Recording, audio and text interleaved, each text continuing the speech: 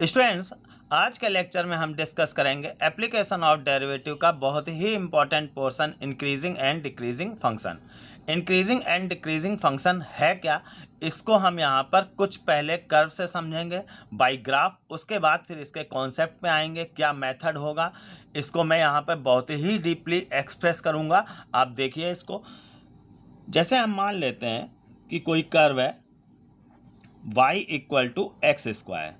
ये आपने पैराबोला पढ़ा है क्लास 11th में। y equal to x square, ये कोई कर्व है हमारा, y equal to f x हम लिखते हैं, आप जानते हैं, इक्वल टू एक्स स्क्वायर। तो इस कर्व को हम यहाँ पर दो पार्ट में बांट लेते हैं। जैसे ये ओरिजिन है, ओरिजिन के इधर राइट साइड का एक पार्ट हो गया और ओरिजिन के इधर ये लेफ्ट साइड का एक पार्ट हो गया। अब इसी में आप समझिएगा कि क्या इंक्रीजिंग और क्या डिक्रीजिंग फंक्शन होता है। तो पहले तो आप देखिए स्टूडेंट, जैसा आप ये समझते हैं कि अगर जैसे कोई पॉइंट है ये, तो ये इतना ये x होता है और इतना ये y होता है, तो इस पॉइंट का कोऑर्डिनेट x, y होता है। अब इसी को हम यहाँ पर x, एफ एक्स ये भी लिख सकते हैं, मतलब कि इतना ये x हो गया और इतना ये जो है वो y हो गया।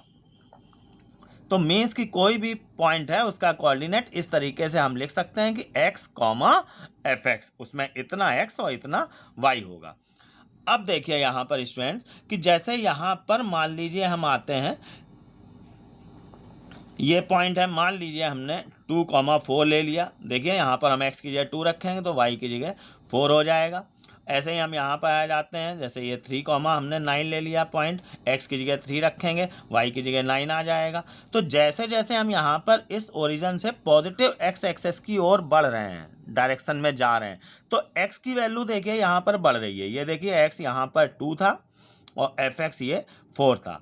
ऐसे यहाँ पर देखिए ये x 3 था और एफ एक्स इतना, अगर गौर कीजिए, ये 9 था। तो जैसे जैसे हम आगे बढ़ रहे हैं इसमें पॉजिटिव x एक्सेस की डायरेक्शन में, तो x की वैल्यू बढ़ रही है और y की वैल्यू मीन्स कि एफ एक्स की वैल्यू भी बढ़ रही है। देखिए यहाँ पे एफ एक्स 4 है और यहाँ पर एफ एक्स जो है वो 9 है।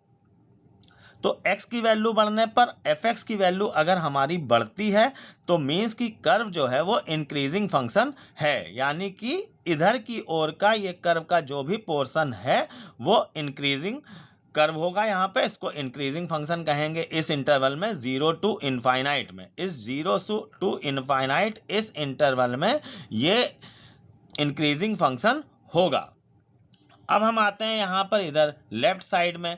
लेफ्ट साइड जो है वो माइनस इनफाइनाइट टू 0, ये इंटरवल है। इसमें अगर हम देखें यहाँ पर, तो जैसे हम x की वैल्यू अगर यहाँ पर -2 रखेंगे तो y की वैल्यू 4 आएगी। ऐसे ही जब हम यहाँ पर -3 रखेंगे तो y की वैल्यू 9 आएगी। तो इसमें अगर हम देखते हैं यहाँ पर कि जब हम लेफ्ट से राइट ओरिजिन की तरफ जा रहे हैं, तो देखिए -3 थी वैल्यू x की और इधर ये -2 हो गई, तो वैल्यू देखिए ये बढ़ी है।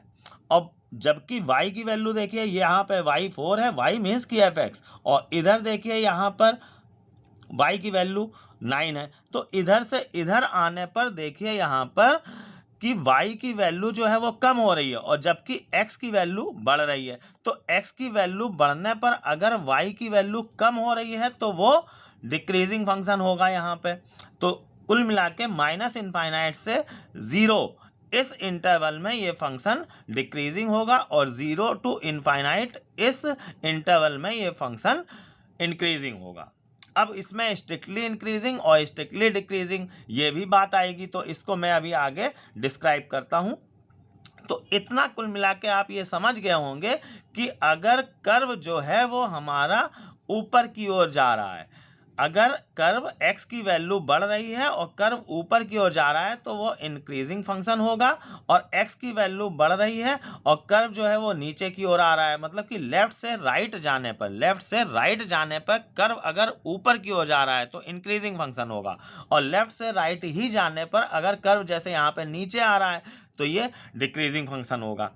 अब हम आते हैं यहाँ पर, इसको डीपली समझते हैं कि क्या होता है ये सब। तो स्ट्रिक्टली इंक्रीजिंग, सबसे पहले हम स्ट्रिक्टली इंक्रीजिंग ये फंक्शन पढ़ते हैं।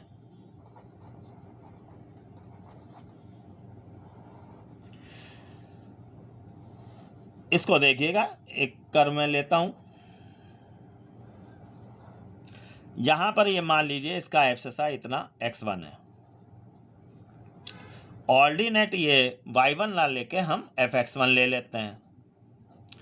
आगे जब हम बढ़े x एक्सेस की पॉजिटिव डायरेक्शन में, तो अगला एक हमने पॉइंट ले लिया जिसका कि एब्सिसा x2 है और ऑर्डिनेट जो है इसका fx2 है। तो इस कर्व में आप देखिए कि हम जैसे x एक्सेस की पॉजिटिव डायरेक्शन की ओर गए तो x1 से x2 एब्सिसा हो गया, यानी कि यहाँ पर x2 x1 से बड़ा है, तो fx2 जो है वो fx1 से भी बड़ा हमको मिल रहा है। तो एक कंडीशन हमारे सामने आती है कि x2 greater than x1 implies that fx2 greater than fx1। मतलब कि अगर x2 x1 से बड़ा होगा तो ये fx2 fx1 से बड़ा होगा। तो स्टूडेंट्स आप ये समझ पा रहे होंगे कि ये कंडीशन हमको तभी मिलेगी जब कर्व हमारा ऊपर की ओर जा रहा होगा, जैसा कि यहाँ पर हो रहा था। तो ये स्ट्रिक्टली इंक्रीजिंग की कंडीशन है कि x2 greater than x1 implies that fx2 greater than fx1। अब हम आते हैं स्ट्रिक्टली डिक्रीजिंग पर।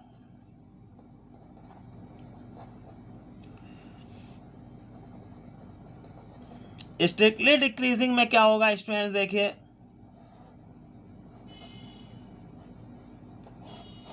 एक कर्व लेते हैं हम, यहां पर ये मान लीजिए x1 है इतना और ये fx1 है। एक और पॉइंट हमने ले लिया इसमें, यहां पे देखिए ये x2 और इतना ये डिस्टेंस जो है वो fx2 है।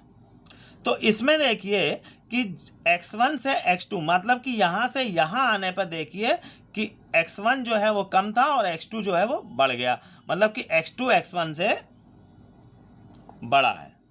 बट fx2 देखिए, ये fx2 जो है वो fx1 से, fx1 इतना था इससे छोटा हो गया, यहां पर fx2 जो है वो fx1 से छोटा है।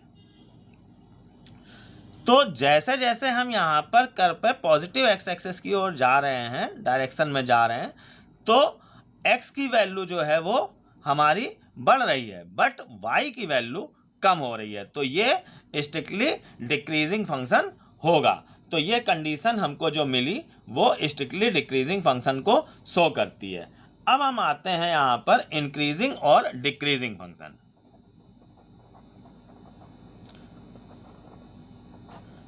जैसे कि कभी कभी स्टूडेंट्स ये कंडीशन आती है कि कर्व कुछ इस तरह से जाता है, जैसे कि वो पहले मान लीजिए वो इंक्रीज कर रहा है, उसके बाद कुछ समय तक वो कांस्टेंट रहा, मतलब कि यहाँ पर fx1 और fx2 जो है वो बराबर रहा, बट x1 से x2 हो गया। यहाँ पे देखिएगा जैसे कि ये मान लीजिए कि डिस्टेंस x1 है और इतनी ये fx1 है, तो x1 से अब इस पे जब हम आए तो ये x2 हो गई, देखिए ये डिस्टेंस बढ़ गई, बट fx2 उतना ही रहा, मतलब कि यहाँ पे fx1 और fx2 जो है वो बराबर है। तो इतनी पोर्शन में, कर्व के इतने पोर्शन में ये फंक्शन जो है वो हमारा कांस्टेंट फंक्शन रहा, जबकि इस पोर्शन में इंक्रीजिंग था और इस पोर्शन में इंक्रीजिंग था। तो अब अगर हम मान लीजिए कि यहाँ से लेके यहाँ तक की अगर हम बात करें तो हम इसको स्ट्रिक्टली इंक्रीजिंग नहीं कह सकते हैं। स्ट्रिक्टली इंक्रीजिंग की यानी कि पूरे कर्व पर वो इंक्रीज ही हो रहा हो, जबकि यहाँ पर क्या हुआ है, यहाँ से यहाँ तक में कि पहले इंक्रीज हुआ, फिर वो कांस्टेंट पोजीशन पर रहा, इंक्रीज नहीं हुआ, उसके बाद फिर इंक्रीज होने लगा। तो इसको हम केवल इंक्रीजिंग फंक्शन कह सकते हैं, बट इसको हम स्ट्रिक्टली इंक्रीजिंग नहीं कहेंगे। तो आप ये स्ट्रिक्टली इंक्रीजिंग और इंक्रीजिंग में अंतर समझ गए होंगे कि इंक्रीजिंग तभी कहा जाएगा जब वो हमेशा बढ़ता ही जाए, और स्ट्रिक्टली इंक्रीजिंग और इंक्रीजिंग का मतलब यह है कि वो बीच में कांस्टेंट पोजीशन भी आ जाए। तो अब यहाँ पर हम क्या लिख सकते हैं, इस कंडीशन को आप समझिएगा कि x2 greater than x1 implies that कि fx2 ग्रेटर और इक्वल टू fx1। यहाँ पर मैंने कंडीशन लिखी, देखिए fx2 fx1 के बराबर है यहाँ पर इतनी अवस्था में, और बाकी इन सब अवस्थाओं में fx2 जो है वो fx1 से बड़ा होगा, ये वाली कंडीशन फॉलो होगी। तो यहाँ पर एक इक्वल वाली भी कंडीशन आ गई। देखिए x2 x1 से बड़ा है बट fx1 fx2 के बराबर है इतने के लिए, और इतने पोर्शन के लिए या इतने पोर्शन के लिए बात ये लागू होगी कि fx2 fx1 से बड़ा है, जैसा कि यहाँ पर हो रहा था। तो एक कंडीशन हमको और मिल जाती है यहाँ पर कि ये इक्वल भी हो सकता है, तब यहाँ पे इसको केवल इंक्रीजिंग फंक्शन कहा जाएगा। अब हम आते हैं डिक्रीजिंग फंक्शन पे। डिक्रीजिंग में देखिए क्या होगा,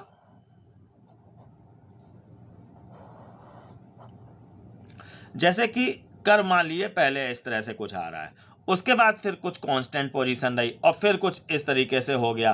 तो यहाँ पर देखिए यहाँ से यहाँ तक ये डिक्रीजिंग था, यहाँ से यहाँ तक ये डिक्रीजिंग है, बट यहाँ से यहाँ तक ये कांस्टेंट हो गया। तो यहाँ पर भी वही कंडीशन हमारी लागू होती है कि x2 जो है वो x1 से बड़ा है, बट fx2 जो है fx2 fx1 से छोटा होगा या इक्वल होगा, जैसे यहाँ पर इक्वल लग गया था। तो अब हमारे पास यहाँ पर चार कंडीशंस हो जाती हैं कि x2 greater than x1 implies that fx2 greater than fx1 strictly increasing होगा। अगर x2 greater than x1 implies that fx2 less than fx1 तो हमारा ये डिक्रीजिंग फंक्शन होगा, स्ट्रिक्टली डिक्रीजिंग। और अगर इन्हीं कंडीशंस में इक्वल और लग जाता है तो हम यहाँ पर इंक्रीजिंग, केवल इंक्रीजिंग और केवल डिक्रीजिंग फंक्शन इसको हम बोलेंगे। तो स्टूडेंट्स इतने से आपको ये क्लियर हुआ होगा बाय कर्व कि स्ट्रिक्टली इंक्रीजिंग, स्ट्रिक्टली डिक्रीजिंग या केवल इंक्रीजिंग, केवल डिक्रीजिंग फंक्शंस क्या होते हैं। अब मैं आगे आपको कुछ और एग्जांपल्स बताता हूँ। आगे बढ़ते हैं स्टूडेंट्स इसमें। जैसे यहाँ पर एक कर्व मैंने लिया है, मान लीजिए कि इस पॉइंट पर x की वैल्यू a है और इस पॉइंट पर x की वैल्यू b है, और बीच में कर्व पे हमने कोई पॉइंट ले लिया है जिस पर कि x की वैल्यू c है। तो स्टूडेंट देखिए यहाँ पर a से c इंटरवल में, a से c इंटरवल में ये कर्व आपको स्ट्रिक्टली डिक्रीजिंग दिख रहा होगा, स्ट्रिक्टली डिक्रीजिंग। और c से b तक में ये आपको कर्व स्ट्रिक्टली इंक्रीजिंग दिख रहा होगा। बट स्टूडेंट यहाँ पर अब हम बात करते हैं कि a से b तक में क्या होगा ये। तो a से b तक का अगर इंटरवल में पूछा जाए कि ये कर्व क्या है, तो हम यहाँ पर ये नहीं कहेंगे कि ये इंक्रीजिंग भी है और डिक्रीजिंग भी है। यहाँ पर ये कर्व ना इंक्रीजिंग कहलाएगा ना डिक्रीजिंग कहलाएगा, मतलब कि नाइदर इंक्रीजिंग नॉर डिक्रीजिंग,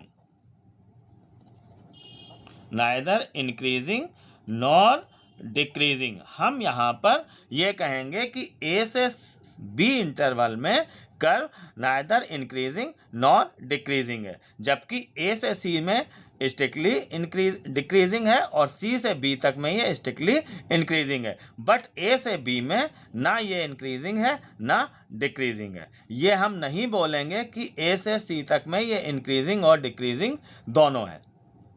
तो अब बारी आती है यहाँ पे स्टूडेंट्स कि कोई कर्व अगर है तो वो अलग अलग इंटरवल में अलग अलग डिफाइन होता है, मतलब कि कुछ इंटरवल में ये इंक्रीजिंग होगा और कुछ में डिक्रीजिंग होगा। तो इसको हम आते हैं एक एग्जाम्पल से, जैसे कि y equal to sine x। इसका कर्व आप सब जानते हैं, तो मैं इसका y equal to sine x का केवल इतना कर्व ले लेता हूँ 0 से लेके 2 पाई तक का। ये देखिए 0 से लेके पाई तक का हुआ, इसके बाद यहाँ तक आए तो 2 पाई। यहाँ पर देखिए ये 0 इस पोजीशन पे, यहाँ पे x पाई बाई 2 होता है, यहाँ पर x पाई होता है, और यहाँ पर x 3 पाई बाई 2 होता है, और यहाँ पर x 2 पाई होता है। तो केवल हम साइन x के 0 से 2 पाई तक पर डिस्कस करते हैं। 0 से पाई बाई 2 तक देखिए स्टूडेंट्स, ये कर्व जो है वो स्ट्रिक्टली 0 टू पाई बाई 2 इतने इंटरवल में ये y equal to sine x जो फंक्शन है वो कहलाएगा स्ट्रिक्टली इंक्रीजिंग। और इस π/2 से, इस इंटरवल में देखिए π/2 से यहाँ तक हम पहुँचे 3π/2 तक, तो इस इंटरवल में ये कहलाएगा स्ट्रिक्टली डिक्रीजिंग। अब हम आते हैं 3π/2 से लेके 2π तक, 3π/2 से लेके 2π तक, तो इतने इंटरवल में ये कर्व कहलाएगा स्ट्रिक्टली इंक्रीजिंग। तो आप इस एग्जाम्पल से ये समझ गए होंगे कि कोई कर्व मीन्स कि कोई फंक्शन हमेशा इंक्रीजिंग या हमेशा डिक्रीजिंग नहीं रहेगा, उसकी इंटरवल के अकॉर्डिंग वैल्यू चेंज होती रहती है। वैल्यू मीन्स कि वो ये चेंज होता रहता है कि वो इंक्रीजिंग है कि डिक्रीजिंग है। अब स्टूडेंट्स प्रॉब्लम ये आती है कि जैसे अभी तक मैं ये समझा रहा था कर्व्स को लेके कि कर्व को अगर हम देखें कि वो अगर कर्व ऊपर की ओर उठ रहा है तो वो इंक्रीजिंग होगा, और अगर नीचे की ओर गिर रहा है पॉजिटिव एक्स एक्सिस की डायरेक्शन में जाने पर तो वो डिक्रीजिंग होगा। बट स्टूडेंट्स प्रॉब्लम ये है कि हमको सारे कर्व नहीं मालूम है, सारे फंक्शंस के कर्व हमको नहीं मालूम है, वो निकालना टिपिकल काम हो जाता है। तो अब इसके लिए हमको कुछ रिटर्न वर्क करना पड़ेगा। रिटर्न वर्क मतलब कि हम यहाँ पे कुछ कैलकुलेशन करके ये देखेंगे कि ये फंक्शन किस इंटरवल में इंक्रीजिंग है, किस में डिक्रीजिंग है। तो अब उसके लिए मैं कुछ कॉन्सेप्ट आपको समझा रहा हूँ, इसको आप देखिएगा। जैसे कि कोई कर्व हम ले लेते हैं, ये एक कर्व हमने ले लिया इस तरीके से, ये इधर देखिए इतने पोर्शन में ये आपको इंक्रीजिंग दिख रहा होगा और इतने पोर्शन में ये डिक्रीजिंग दिख रहा होगा। इसके किसी पॉइंट पर हम टेंजेंट लेते हैं, इस पॉइंट पर हमने एक टेंजेंट ले ली,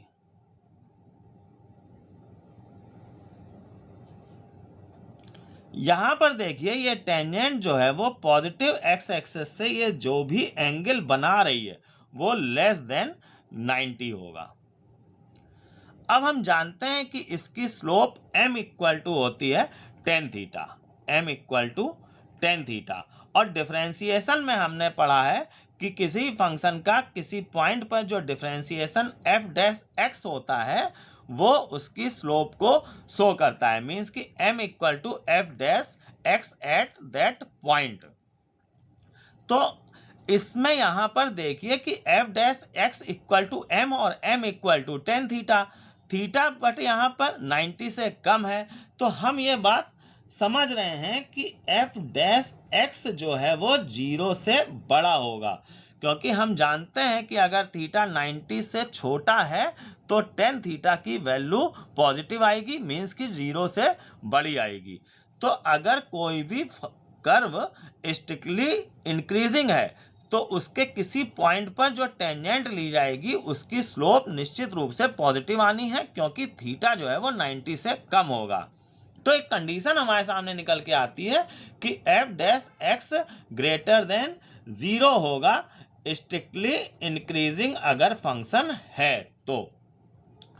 अब ऐसे ही हम आते हैं यहाँ पर जैसे इस पोर्शन में जिसमें कि वो स्ट्रिक्टली डिक्रीजिंग है, तो इसमें आप देखिएगा यहाँ पर कि अगर हम यहाँ पर इसके किसी पॉइंट पर एक टेंजेंट लेते हैं, इस टेंजेंट का आप पॉजिटिव एक्स एक्सिस से एंगल देखिए, इतना बनेगा ये पॉजिटिव एक्स एक्सिस से एंगल, ये आपको दिख रहा होगा कि ये 90 से बड़ा होगा। अब अगर ये थीटा 90 से बड़ा है तो इसकी slope m equal to tan theta, जब हम ये फार्मूला यूज़ करेंगे तो वो निगेटिव आएगी, क्योंकि tan जो है वो 90 से बड़े एंगल पर निगेटिव होता है। 90 टू 180 ये एंगल होगा, और 90 टू 180 हम जानते हैं कि इस क्वाड्रेंट में tan जो है वो निगेटिव होता है, तो यहाँ पर और इस क्वाड्रेंट में पॉजिटिव होता है, ये हमने यहाँ पर यूज़ किया। तो ये एंगल 90 से बड़ा है, तो यानी कि जो m आएगी वो पॉजिटिव आएगी। m मीन्स कि f डैश x जो है वो पॉजिटिव आएगा, 0 से बड़ा होगा। तो हम यहाँ पर कंडीशन लिखेंगे कि एफ डैश एक्स जो है वो लेस देन 0 होगा स्ट्रिक्टली डिक्रीजिंग वाले केस में। तो अब आप ये समझ गए होंगे कि F dash x greater than 0 है जब कर्व स्ट्रिक्टली इंक्रीजिंग है, और F dash x less than 0 है जब कर्व स्ट्रिक्टली डिक्रीजिंग है। अब एक और केस में आते हैं स्टूडेंट्स, जिसमें कि केवल इंक्रीजिंग और डिक्रीजिंग आता था। तो होता क्या है, जैसे अब देखिएगा इस फिगर में, आप इसको समझने की कोशिश करिएगा। जैसे कि ये कोई कर्व है, इस तरीके के आ रहा है ये, और उसके बाद फिर ये कांस्टेंट पोजीशन पे आ गया, मींस कि वाई एक्सिस के पैरेलल चलने लगा। अभी तक देखिए ये डिक्रीजिंग था, उसके बाद फिर ये इस कंडीशन में आ गया। ऐसे ही एक और कर्व देखिए, जैसे कि ये कोई कर्व है, ये देखिए ये इंक्रीजिंग है, स्ट्रिक्टली इंक्रीजिंग, और उसके बाद फिर ये वाई एक्सिस के पैरेलल चलने लगा। तो ये अब यहाँ से यहाँ तक में अगर हम बात करें तो ये स्ट्रिक्टली इंक्रीजिंग नहीं होगा, यहाँ से यहाँ तक तो स्ट्रिक्टली इंक्रीजिंग होगा, बट ये यहाँ से यहाँ तक की अगर हम बात करें तो इसको हम केवल क्या कहेंगे कि ये इंक्रीजिंग फंक्शन है। ऐसे ही यहाँ से यहाँ तक में तो ये स्ट्रिक्टली डिक्रीजिंग होगा, बट हम यहाँ से यहाँ तक की अगर बात करते हैं तो ये केवल डिक्रीजिंग कहलाएगा। तो इस कंडीशन में तो हमने देखा कि एफ डैश एक्स जो है वो ग्रेटर देन 0 होगा, बट यहाँ पर इस पोजीशन में कहीं पर भी अगर हम देखेंगे तो यहाँ पर एफ डैश एक्स जो है वो 0 हो जाएगा। यहाँ पर अगर हम देखेंगे तो एफ डैश एक्स जो है वो ग्रेटर देन 0 होगा, जैसा कि मैंने यहाँ पर ये बताया। बट यहाँ पर अगर इस लाइन पर जो कि पैरेलल चल रही है कि कोई भी पॉइंट लेंगे तो एफ डैश एक्स 0 होगा। क्यों? क्योंकि यहाँ पर इस लाइन पर देखिए इसकी स्लोप जो है वो m इक्वल टू 10 0 होगी, क्योंकि ये x एक्सिस के पैरेलल है। तो m इक्वल टू 10 0, ये 0 आ जाएगा। तो यानी कि f डैश x जो है वो हमारा 0 आ जाएगा। तो f dash x greater than 0 भी हो सकता है और इक्वल टू 0 भी हो सकता है। किस कंडीशन में? जब कर्व जो है वो केवल इंक्रीजिंग होगा। जबकि यहाँ पर जो हमने कंडीशन लिखी थी वो इस बात की थी कि स्ट्रिक्टली इंक्रीजिंग की, बट अगर केवल इंक्रीजिंग है फंक्शन तो एफ डैश एक्स ग्रेटर और इक्वल देन 0 होगा। ये बात एक और आपके सामने आई केवल इंक्रीजिंग फंक्शन के लिए, इसमें ग्रेटर के साथ साथ 0 भी हो जाएगा। ये आप इस फिगर से समझ पा रहे होंगे। अब सेम ऐसी ही बात इधर आती है कि अगर हम यहाँ पर कहीं हैं तो इसकी जो टेंजेंट होगी, जैसा कि मैंने यहाँ पर ये बात बताई कि 90 से बड़ा एंगल बनाएगी, तो एफ डैश एक्स जो है वो लेस देन 0 होगा। बट इस पोजीशन पे अगर हम बात करें, इधर का कोई पॉइंट लें तो यहाँ पर एंगल देखिए इसका यहाँ पर 0 है, तो यहाँ पर एफ डैश एक्स जो है वो 0 हो जाएगा, जैसा कि यहाँ पर हुआ था।